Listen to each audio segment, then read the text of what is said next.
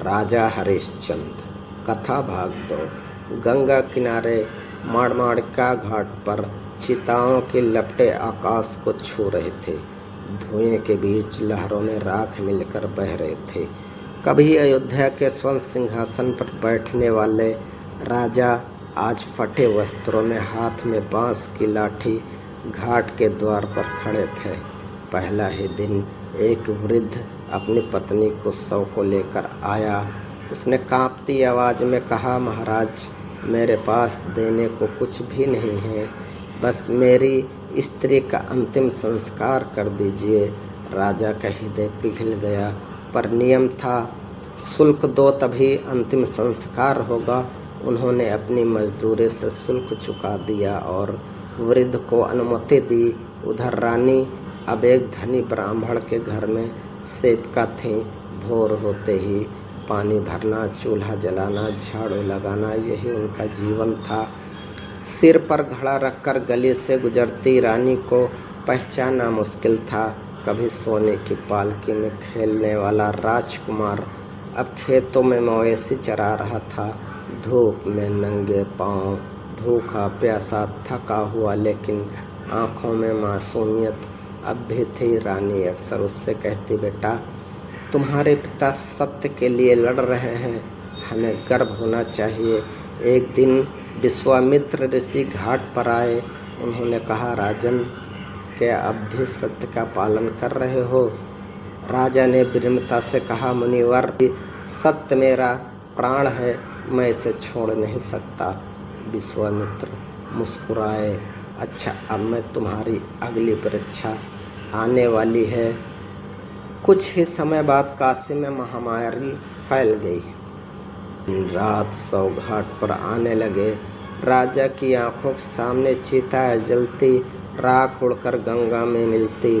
शमशान का आकाश धुएं से ढक गया था। एक शाम रानी रोते हुए घाट पर पहुंची। उनकी आंखें लाल थी, सांसें तेज। स्वामी हमारा रोहित बीमार है। राजा का मन कांप उठा, पर वह नौकरी छोड़कर नहीं जा सकते थे। 2 दिन बाद रानी छोटे से शव को गोद में लिए घाट पर आई। वह उनका बेटा था, निःशब्द, शांत, ठंडी देह। रानी के होंठ कांपते हुए बोले, स्वामी, हमारे बेटे का अंतिम संस्कार कर दीजिए। राजा की आंखों से आंसू बह निकले, पर उन्होंने कहा, तारामती, नियम सबके लिए एक है, शुल्क दो तभी संस्कार होगा, अंतिम संस्कार ऐसे नहीं हो सकता। रानी ने टूटी आवाज में कहा, क्या अपने बेटे के लिए भी शुल्क लोगे? राजा ने भारी मन से कहा, रानी, ये तो सबके लिए है, आप ही के लिए नहीं है, क्योंकि मैं सत्य को नहीं तोड़ सकता। रानी ने अपनी पुरानी साड़ी उतार कर कहा, यह लो, यही मेरे पास है, इसे शुल्क मान लो। राजा ने कांपते हाथों से वह साड़ी ली। चिता सजाई गई, लपटें उठी। गंगा के किनारे माता पिता खामोश खड़े रहे। कुछ ही दिन बाद नगर में चोरी हुई। किसी ने झूठा आरोप रानी पर लगा दिया। मामला राजा के पास आया।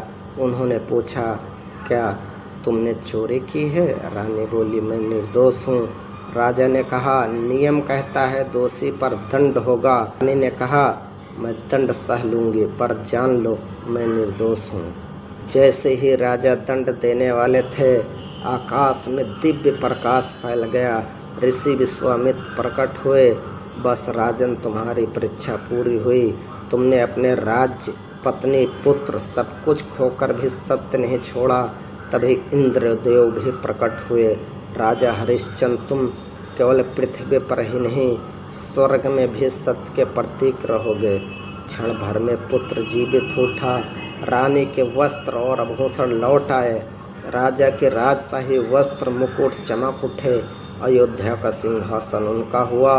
अयोध्या में दीप जल, नदियों में फूल बहे, नगाड़े बजे। राजा हरिश्चंद्र का भव्य अभिषेक हुआ।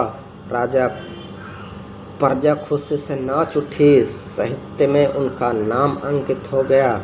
इतिहास सत्य का देवता राजा हरिश्चंद्र। दोस्तों, चैनल को लाइक करें, सब्सक्राइब करें और बेल आइकन की घंटी दबाना ना भूलें दोस्तों।